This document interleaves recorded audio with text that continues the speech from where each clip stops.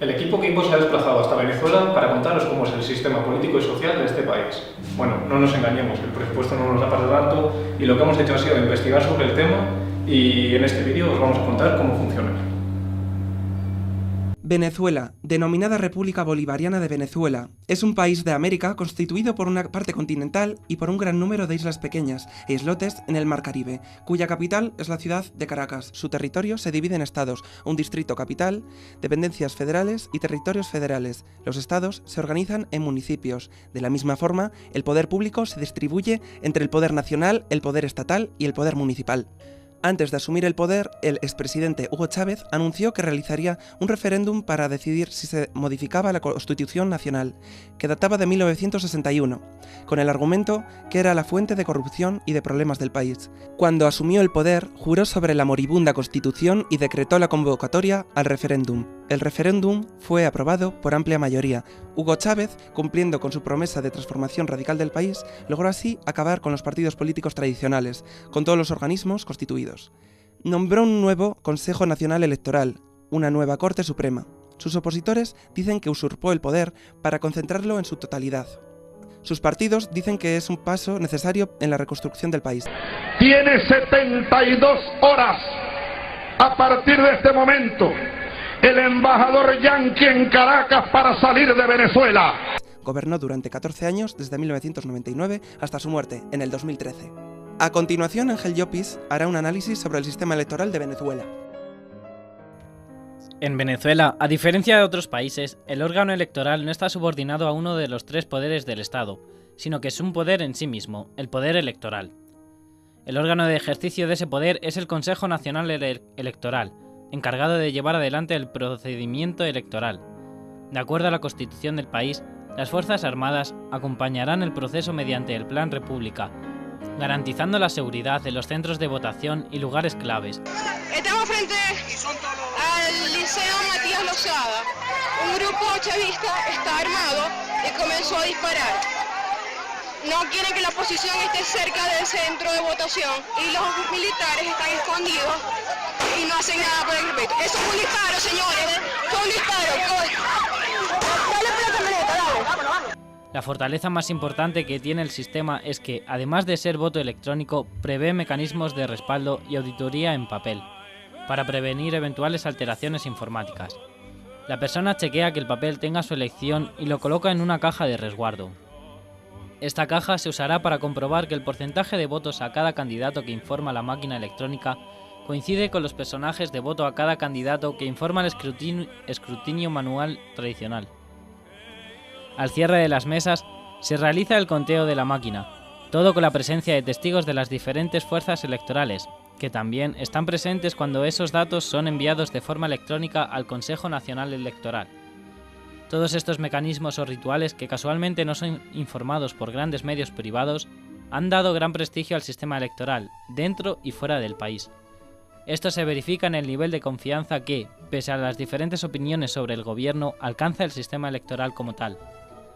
No están permitidas las aglomeraciones de gente en un perímetro de 200 metros alrededor de los centros de votación, salvo los efectivos del Plan República. Ninguna persona puede concurrir armada al centro electoral. De la misma manera, los electores no pueden utilizar ningún tipo de aparato electrónico en el centro electoral, como tampoco tomar fotografías del voto.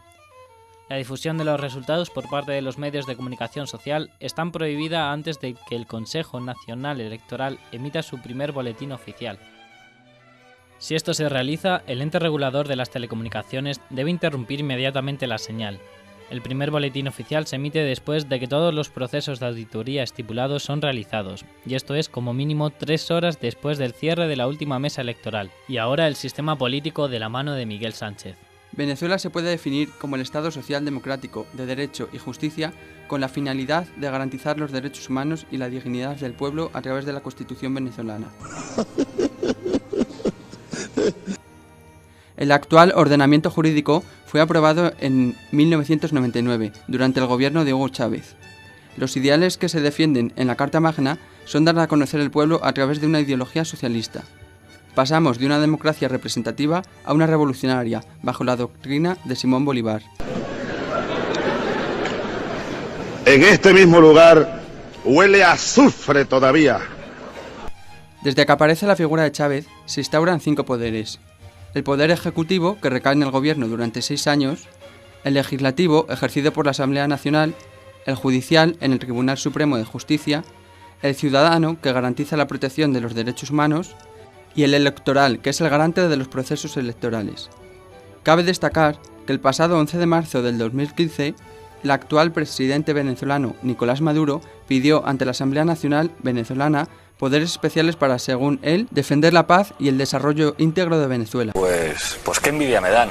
A través de una llamada Ley Habilitante Antiimperialista para la Paz. Una ley especial que me dé poderes especiales para preservar la paz, la integridad y la soberanía del país ante cualquier circunstancia que se puedan presentar con esta agresión imperialista. Esta ley permite al presidente venezolano Nicolás Maduro promulgar leyes sin que pasen por ningún control del resto de poderes, lo que eliminaría el actual sistema de independencia de los poderes políticos.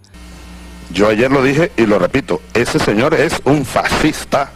Con la excusa de la declaración de Venezuela como una amenaza extraordinaria para la seguridad nacional por parte de Estados Unidos.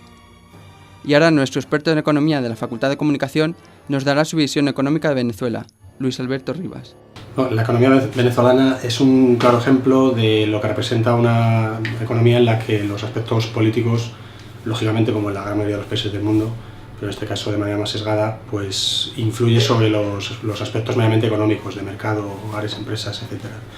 Es una economía en la que el gobierno interviene de forma clara, en algunos casos fijando precios, mediante subvenciones, controla la gran mayoría de los procesos de producción, las decisiones de los hogares, de las propias empresas, participa a veces incluso con nacionalización de empresas. Lógicamente todo el tema que hemos comentado de la intervención en la economía tiene sus consecuencias.